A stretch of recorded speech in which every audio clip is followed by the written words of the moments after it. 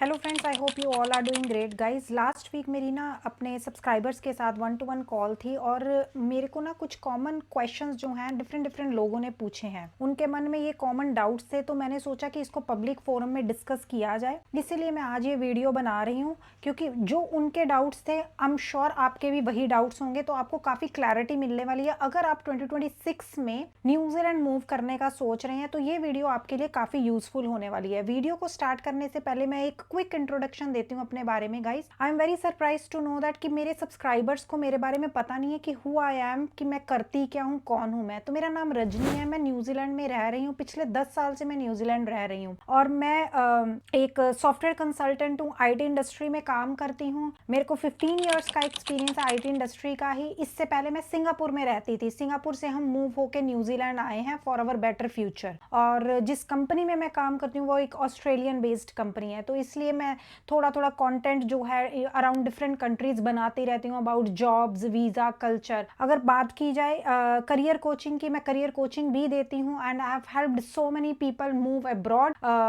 अगर आपको कोई हेल्प चाहिए मेरे से, आप मेरे से कनेक्ट कर सकते हैं डायरेक्टली। चलो ठीक है गाइज, वीडियो को और डिले किए बिना आगे बढ़ाते हैं। आज की इस वीडियो में हम डिस्कस करेंगे सबसे पहले न्यूजीलैंड का 2026 का जॉब मार्केट कैसा चल रहा है। क्या आपको ओवरसीज से बैठे बैठे जॉब मिल सकता है आज की डेट में? सैलरीज का क्या सीन चल रहा है? वीजा रिफ्यूजल्स आ रहे हैं कि नहीं आ रहे? तो ये सब टॉपिक्स के ऊपर आज हम डिस्कस करेंगे। वीडियो को स्किप बिल्कुल मत करना, और अगर आपको थोड़ा सा भी लगता है कि ये वीडियो ने आपकी लाइफ में वैल्यू ऐड करी है तो उसको सब्सक्राइब जरूर कर देना चैनल। सबसे पहले जॉब मार्केट के बारे में बात करते हैं गाइस। न्यूजीलैंड की जो जॉब मार्केट है अब काफी डिफरेंट हो गई है। कोविड से पहले यहाँ की जॉब मार्केट डिफरेंट थी। एम्प्लॉयर्स काफी डेस्परेट होते थे, जॉब्स डालते थे, उन पे अप्लाई करने वाले लोग कम होते थे, कैंडिडेट्स कम होते थे, इसलिए उनका सिलेक्शन जो है क्विकली हो जाता था जो भी बंदा अप्लाई करता था। पोस्ट कोविड न्यूजीलैंड एक फेवरेट कंट्री बन गया है for most of the people. अभी क्या है, यूके ने रूल्स टाइट कर दिए, कनाडा ने रूल्स टाइट कर दिए हैं।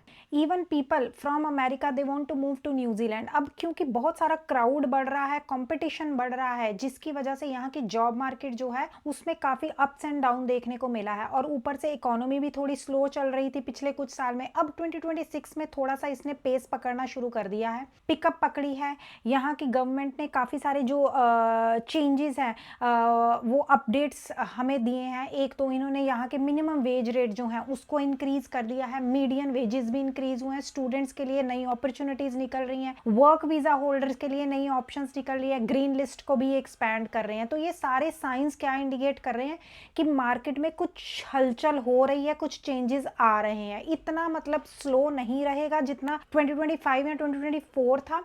कुछ मूवमेंट देखने को मिल रही है अब मार्केट में, ये पिकअप पकड़ेगा आने वाले कुछ महीनों में। इसकी हमने बात कर ली। अब सबसे पहले बात करते हैं क्या ये राइट टाइम है जॉब्स अप्लाई करने का। अगर आप ओवरसीज से जॉब्स अप्लाई कर रहे हैं तो guys this is the best time, क्योंकि न्यूजीलैंड के अंदर नवंबर से जनवरी एंड तक बिल्कुल शटडाउन रहता है, स्लो डाउन रहता है, क्योंकि बिजनेसेस जो है क्रिसमस ब्रेक पे चले जाते हैं, रिक्रूटमेंट सारी फ्रीज हो जाती हैं। तो अब हम आ गए हैं फेब्रवरी मंथ में सारी रिक्रूटमेंट्स का काम रिज्यूम हो गया, एम्प्लॉयर्स वापिस आ गए हैं, क्रिसमस ब्रेक यहाँ पर ओवर हो गया है। तो अभी ये बेस्ट टाइम है अगर आप जॉब्स पे अप्लाई कर रहे हैं। फेब्रवरी में आप अपने आप को रेडी कीजिए और मार्च में आप जॉब्स पे अप्लाई करना शुरू कर दीजिए। अगर आपने पिछले लास्ट फ्यू मंथ्स में जॉब्स पे अप्लाई किया और आपको कोई रिस्पॉन्स नहीं आया तो समझ लो क्योंकि क्रिसमस ब्रेक की वजह से यहाँ पर सब कुछ स्लो डाउन था।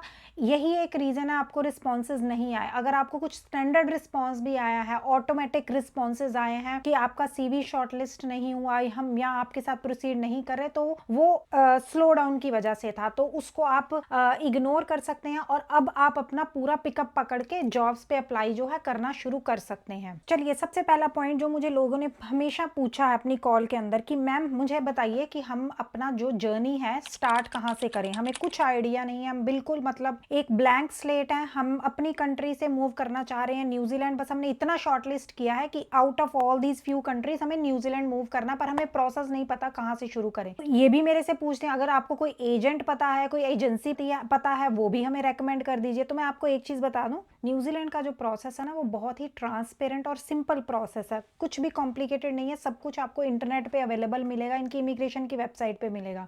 तो आपको कोई एजेंट के पास जाने की ज़रूरत नहीं है, कोई एजेंसी के पास जाने की ज़रूरत नहीं, किसी एडवाइज़र के पास जाने की ज़रूरत नहीं है। अगर आप इतने वो हैं ना कैपेबल हैं कि आप इंटरनेट यूज़ करना जानते हैं, तो आप सारा काम खुद कर सकते हैं, फिगर आउट कर सकते हैं, किसी के पास आपको जाने की ज़रूरत नहीं है। पहला स्टेप क्या होता है अगर आपने न्यूजीलैंड मूव करना है? आपको पहले डिसाइड करना पड़ता है कि आपने कौन से पाथवे पे आना है। क्या आपने वर्क पाथवे पे आना है या आपने स्टूडेंट पाथवे पे आना है, ठीक है?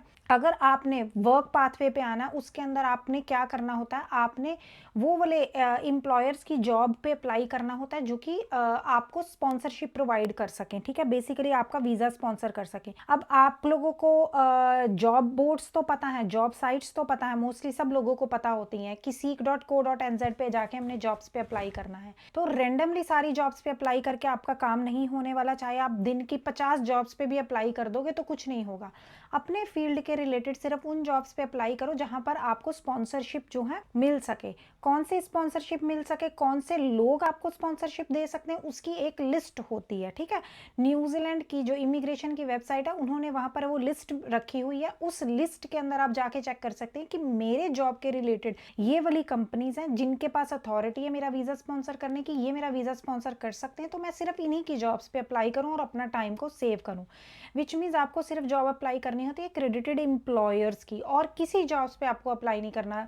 रिमेनिंग जितनी भी जॉब्स आप seek.co.nz पे देखते हैं वो आपके लिए नहीं है, ओवरसीज कैंडिडेट के लिए नहीं है, वो सिर्फ लोकल कैंडिडेट्स के लिए होती हैं।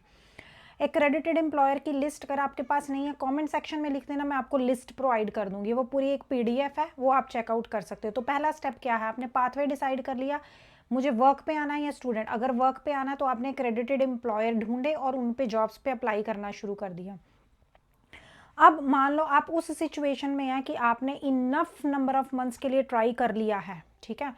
कितने महीने से आप ट्राई कर रहे हैं, जो मेथड मैंने अभी आपको बताया है कि स्पॉन्सर्ड जो एक्रेडिटेड एम्प्लॉयर सिर्फ उन्हीं की जॉब्स पे आप अप्लाई करें, पर कुछ नहीं हो रहा। एक आपको सिस्टम जनरेटेड रिस्पॉन्स आ रहा है कि because you do not have the working right so we can not proceed with your application.